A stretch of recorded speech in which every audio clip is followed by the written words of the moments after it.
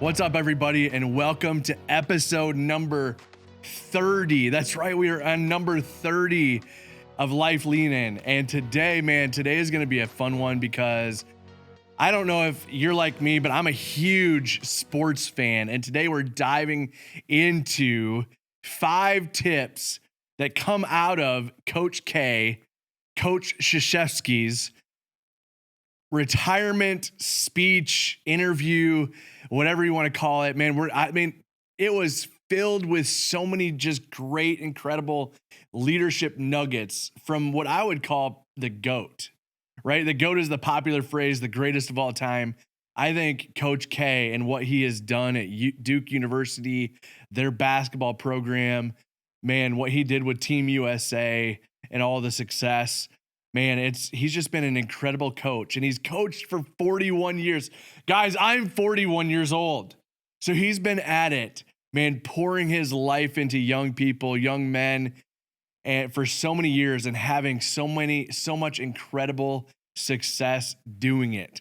And so today we're going to show you some clips of some of the things he said, because honestly, I can't just repeat it to you because it's so much more powerful coming from the person himself. But the GOAT, Coach K, Duke University, is retiring at the end of this coming season. And so he had this press conference, and we're going to show you some of the clips. But I dialed in, and I honestly, I had to cut it back because every word, every statement, I was like, that's a leadership principle. That's a leadership principle. That's something that would be phenomenal to share and to take note of. And so, but today, for time's sake, we're going to do 5. So let's jump right into it. The first thing that you're going to see from Coach K is gratitude in every opportunity. I just want to tell you, I've been a very lucky guy. A really lucky guy. When I was 16, I was a junior in high school and at Weber High School in Chicago. And I had a coach, and then I had a teacher, Coach Ostrowski and Father Rogue. And they had such an impact on me that I knew what I wanted to do for the rest of my life.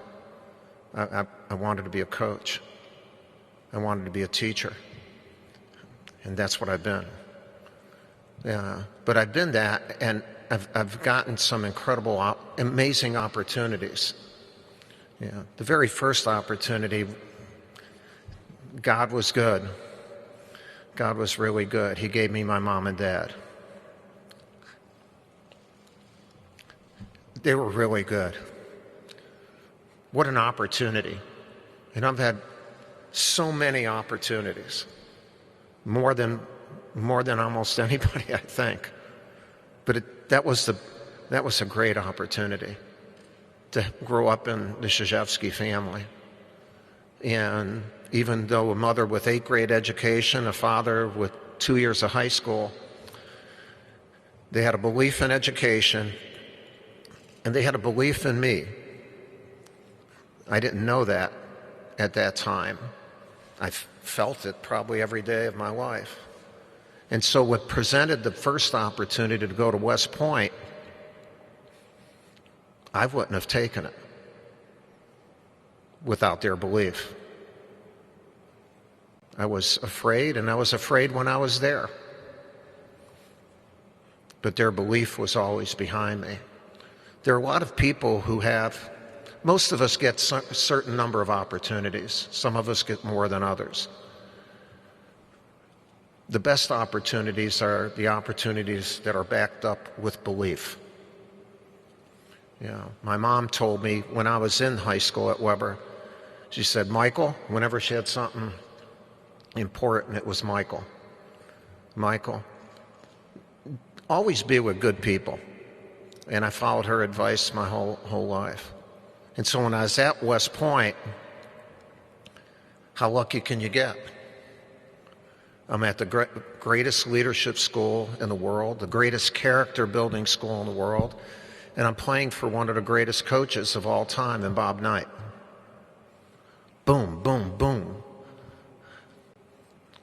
Those aren't punches that knock you out. Those are punches that give you that leadership character, the knowledge of playing for, a brilliant, brilliant coach. How lucky can you get? I can get a lot more lucky. I get to serve in the Army, and after I do my service, and Coach Knight gives me an opportunity to go to Indiana and go to graduate school. I'm there for 1 year. They have one of the greatest teams of all time. I learned there. And then at 28, you think Shire's young. He's 33. I was 28. Although, more handsome, at that time in my life. And in my opinion, Marcel, not in your opinion. All right. And the people at West Point believed in me. I got that opportunity, and as a result, we turned around a 7-44 program into a 73-59 program. And then you get lucky again. Interview for the Duke job, and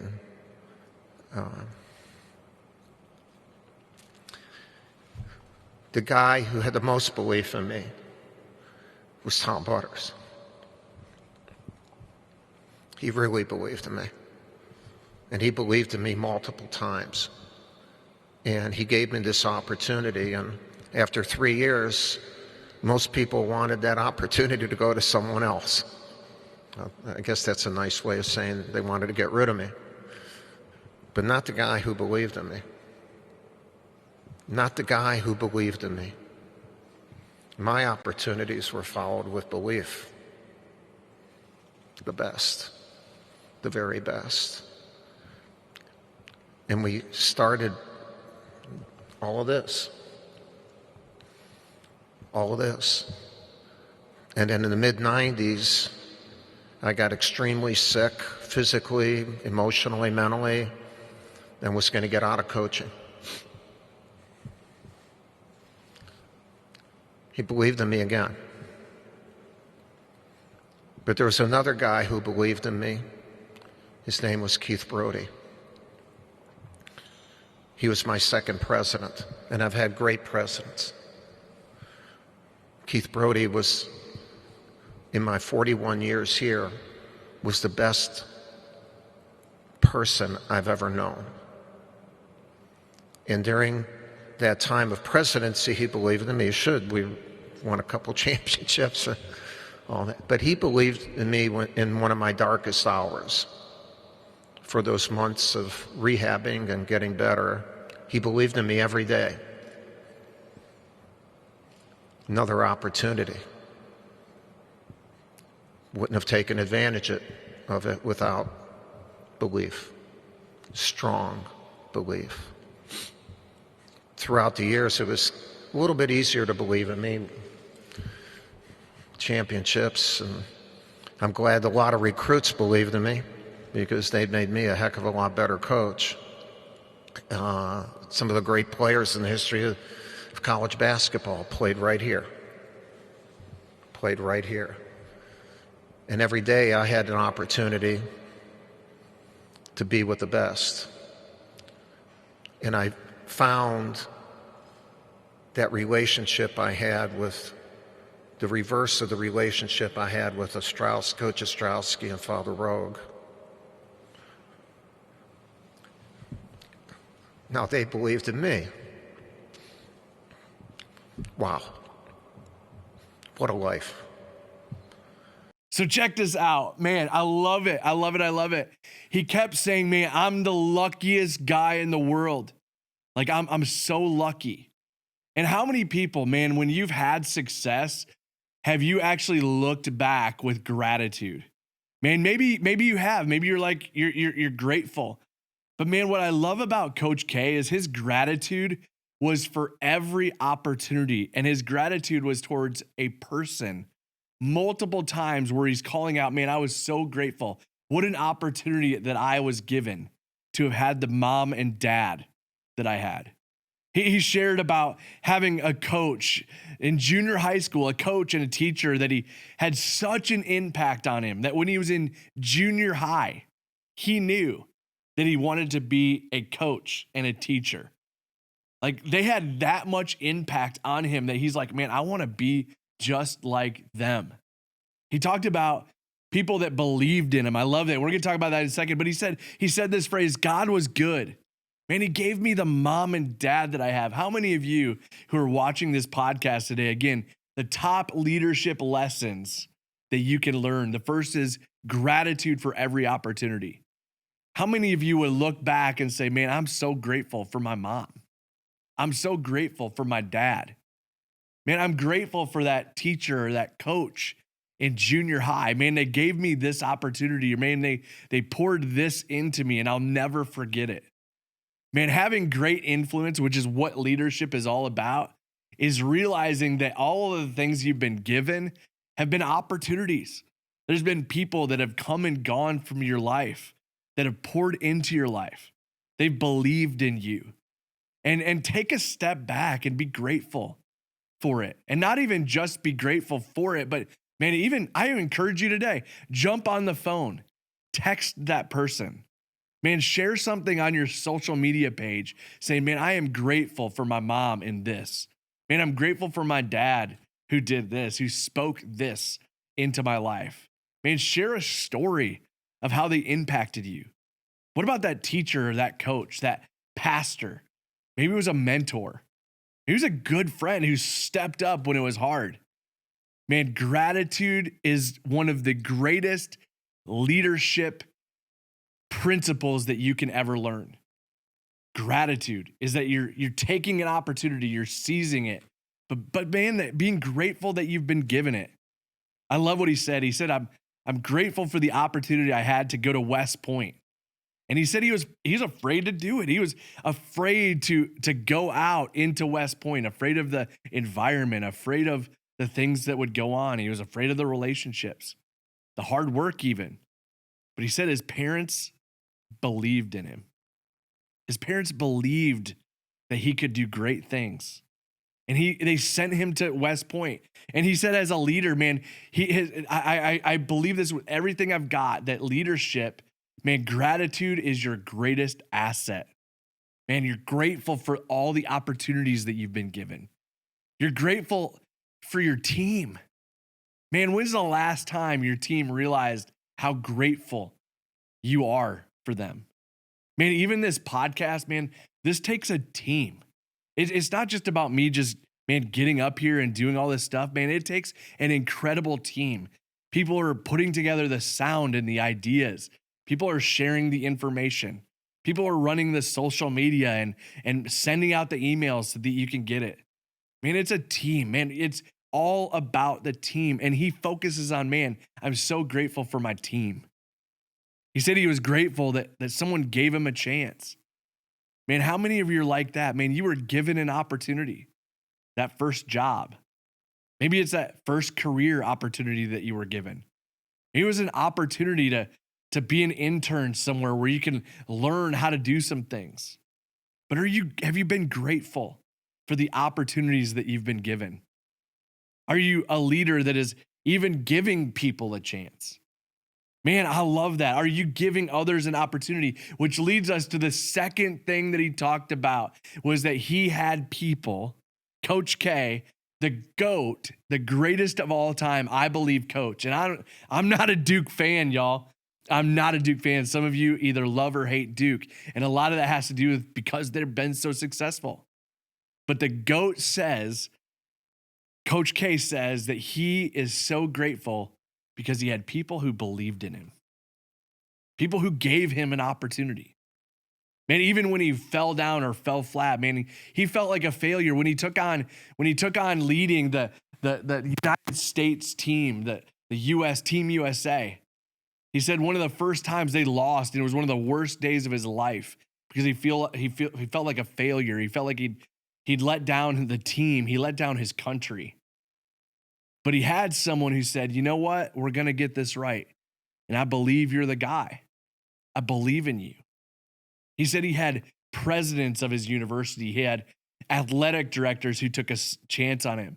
Bobby Knight, one of the greatest coaches also of all time, was his coach in college. And he even says, man, I believe in you. As a leader, man, you have been someone who has had people believe in you. My question to you is, are you believing in others? Are you giving people opportunities? Are you creating opportunities for others because you believe in them? Are you grateful for them? Second thing is, do you believe in people that you're leading? And the third thing, man, the third thing that stuck out to me that you're going to watch a clip of is he loves what he does.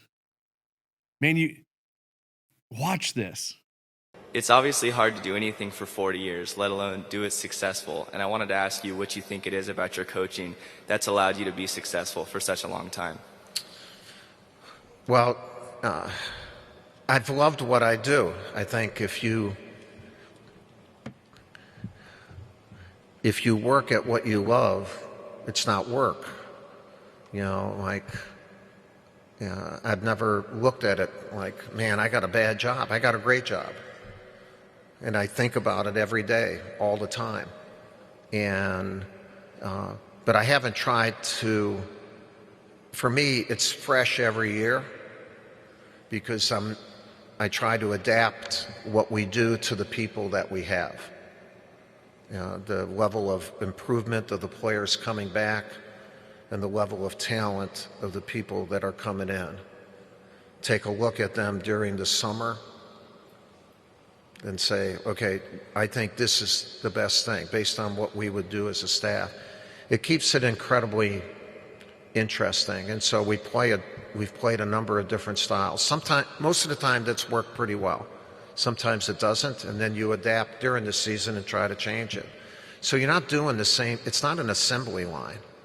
And we've done it even more with the last decade, what's happened in college basketball with early entries and people leaving, the amount of mobility that is there for a player right now in the last decade, and it's increased even more, which lends itself even, I think, more to do it this way.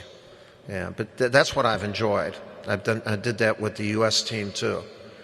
You think about 41 years, guys, 41 years of recruiting and leading these young men, leading a staff, changes in how the game is done and how it's changed and shifted over the years. Man, there's so many things that go into being a great coach. But he said, as it all comes back to, he loved what he does. Do you love what you do? I love this quote that he says each year, man, he felt like it was fresh. Every single year was fresh because it gave him an opportunity to adapt, to change, to look at the people that he have and the people he gets to do it with. Every year he would adapt to talent that he had, the giftings that he had, the chemistry that the teams had with each other. And honestly, a lot of times you think, man, as an organization that you might lead, or maybe it's your family, man, the trajectory, the wind doesn't change. Like for us as a faith organization, the greatest win that we have as a faith organization is helping people to know God personally, which means that eternally they'll end up in heaven. That heaven is a place that God created that was perfect. It absolutely perfect, where there's no pain or sickness or hurt or issues. And that we have an opportunity to introduce people to God, to have a personal relationship with them. That never changes. But man, how we do it, how we communicate it, it changes all the time. The people we get to work with, the talents and the giftings. I love what one pastor, a leader in our sector said, man. He's like, man, I know what things God is calling us to do because of the people God sends us. Man, and so Coach K said that. He alluded to the fact that, man, they changed their offenses because of the personnel that they had, because of the guys that were on their team, or maybe the coaches they had. They changed and they adapted. And It was fun. He loved it. He loved getting to pour into young people. I love what you do. That's the third leadership principle. Number one was to, man, be grateful for every opportunity. Number two, to realize that people have believed in you. You are where you are because people have believed in you. Now you have the opportunity to believe in someone else. And are you creating those opportunities for them? The third thing is love what you do. Do you love what you do? Man, do you love getting to do what you do? I think that's crucial for longevity and especially for success. Man, because if you're just doing it because you have to do it, man, it's going to go nowhere. You're probably not going to have impact. You're probably not going to think about the people that are around you. You're just doing it to do it, or maybe just to get paid. And honestly, money is a terrible motivation. Yeah, we all need it, but man, it doesn't fulfill us. And so figure out a way to do what you love. The fourth thing is finishing. He said this so quickly. I want you to watch this clip. It's not about having a run next year. It's about having a finish. Man, I love that. It was so quick, but he right at the beginning of this interview, he said this to his athletic director. Coach K said, "Man, it's not about having a run." The athletic director said, "Man, we're gonna hopefully have a run this year." Man, like as if the team would maybe throw together 10 wins in a row, or maybe 15 wins in a row, or maybe have a good run. And I love what Coach K said. It was so quick, and yet it's such a powerful principle. He said, it's not about having a run. It's about a finish. And that's a mimic. I don't know if you know this or not, but that's a mimic of what Jesus said. Jesus said it's not about the race that you run, but it's that you finish the race that you run. And if I have any encouragement for any leaders out there, it's not how you start. It's how you finish. And run the race as if to win. Know what the win is. And know that you're in it for the long haul. That man, I have to take a look at our organization and say, man, we're going to do everything we can to take as many people with us to heaven. And we're going to make sure that we're focused on that. We're going to help people be pastored. We're going to help people deal with their issues and find some freedom. Man, that we can help train them in ways that they don't even understand, that we believe in them, and we're going to give people opportunities to grow. And then we're going to give them the opportunity to make a difference with their life, which means they're helping to take others to heaven with them. They're helping others to be pastored and to be trained and mobilized as well, to be given other opportunities. But here's the deal. You got to know your win as a leader, but you also have to know that you're on your race that you're running is a long race. And so you could build a great team or a great organization. And you could do it, and it last for a couple years, and you could have great success. But could you have lasting success for 41 years? Like Coach K has, the GOAT. And too many times, listen to me, I think this is part of the challenge, is when you try to get a run, when you try to just win a season, then you're not focused on the next season. You're not focused on longevity. You might make yourself look good as a leader for a year, but is it sustainable for the long haul? Which leads me to the fifth point, the fifth tip of this particular speech and interview that Coach K gave, is it's all about succession. It's about succession.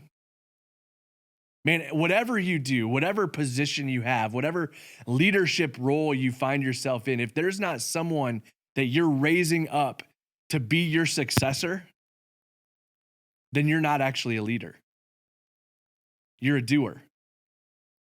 Leaders replicate. Leaders multiply. And so I love what Coach K says, and we're going to show a couple clips in here for you to be able to see it more clearly, and I'm going to come back to it. But man, watch what he says about how he's investing in young people and what he hopes comes from them. In the service, you are constantly looking at succession. It's not whenever you go to a unit, you're taking over for somebody in command, and that person helps you in continuity. It's what it's called, continuity of excellence. And continuity of excellence has a lot to do with succession and how you handle succession. And so looking at this, really the implementation of the decision has a lot to do with succession and the greater chance for continuity. And if you do not have anybody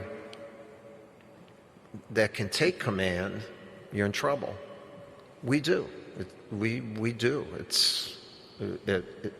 And so that was one of the things I was concerned about. I don't want everything to end when I stop coaching. I want it to continue.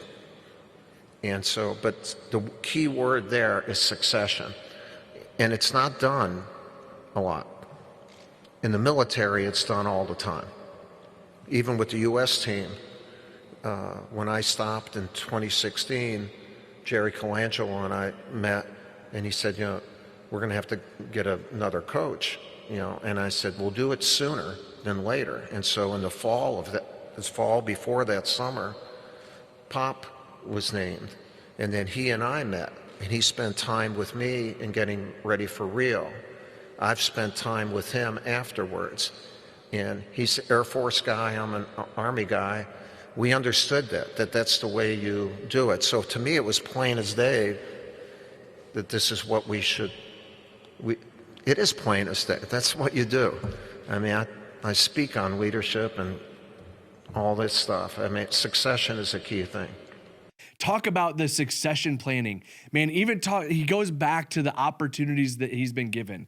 He went back to his days at West Point, and he said, man, at West Point and in the armed services, in the Army, Navy, all these things, man, it's all about leadership and it's all about character development. And man, one of the biggest things is it's who's the next person up? Who can fill the role next? Who can take over and lead next? It's always about succession. And so for you as a leader, I want you to consider this. Man, and it doesn't matter whether you're at the top of an organization or you're a mid-level manager or maybe you're a coach or maybe you're a small group leader, whatever it is, what's your succession look like? Are you multiplying what you're building? And I would ask this question for you to think about it. If you don't have succession, then really what you're building is more about you than it is about the impact you want to make. Let me say that again. A leader wants things to succeed for the long haul. So let me give you an example. If I want New Life Church to be a great church, man, I want New Life Church to be great, whether I'm here as the pastor or not. And so, man, I got to own my season, but I also got to think about succession. And now here's the deal. I hope I don't go anywhere at New Life Church for decades. But man, if we're not prepared to hand this off, this is not the Dan Smith Church. This is Jesus's church. This is New Life Church. And so if I'm not helping people to see the vision, to come alongside of it, to grow it and to build it, to own it, then I don't have a succession plan. The same thing as I do as a life group leader. Man, if I have a great life group and it only lasts for one semester because I led it, then is it a great succession plan? Think about that for a second. Man, think about as a leader, man, we want things to succeed and have impact far beyond our time in that particular role and in our particular season leading it. So who are you pouring into to succeed you? Who are you giving opportunities to? Are you grateful for all of the opportunities you've been given? You've had people believe in you. Are you believing in others? Are you saying, man, here's a great opportunity for you to seize and to grow? Man, I love it. Do you love what you do? I do. I love what I do. I love what I get to do. This is a privilege for me to be able to lead and to lead a faith organization. to pour into people's lives, to help them to grow, to know God, to find freedom, to discover their purpose that God's given to them, and then to mobilize them by making a difference with their lives. It's saying, man, I believe in you. And that we're going to finish. I hope to finish at the end of my life. And here's the deal. As a Christian, we see this at the end. When we enter heaven, when we go to heaven, here's what's going to be said. Here's what we want to hear from God himself. We want to hear him say, well done, good and faithful servant. Man, I gave you these opportunities. You seized them. You made a difference. Well done. But it's not just about having a run. It's about how we're going to finish. It's not how we start, but it's how we finish. So we got to run the race as if to win and to finish strong. And then to hand it off to our successor, to be raising them up, to be developing them and giving them opportunities. So, man, I hope you found this insightful, man. Go watch that speech in its entirety, the interview. It was absolutely incredible. Coach Krzyzewski, Duke University basketball, Team USA, the GOAT, the greatest of all time, Coach K. 5 leadership lessons from Coach K. I hope you found this insightful. I hope it will help you to grow. I hope it helps you to be a better leader because of these tips that you're going to take and apply. Man, subscribe wherever you digest this content. Man, share it with a friend. I'd love to hear your feedback. Man, if you have questions or maybe you're like, man, how can I apply this particular tip? We'd love to dive into that conversation with you. Man, I know that after I watched it, I'm like, man, how am I going to apply this stuff to my own leadership and to my own context? So let's have a conversation about it. Share with us what you like, what you didn't like. Man, let's have a conversation together. Share it with a friend if you think it's helpful. And here's the deal. None of us are perfect. We're all in process. Man, Coach K was in process. He still is. So never stop learning, never stop growing, and keep leaning in.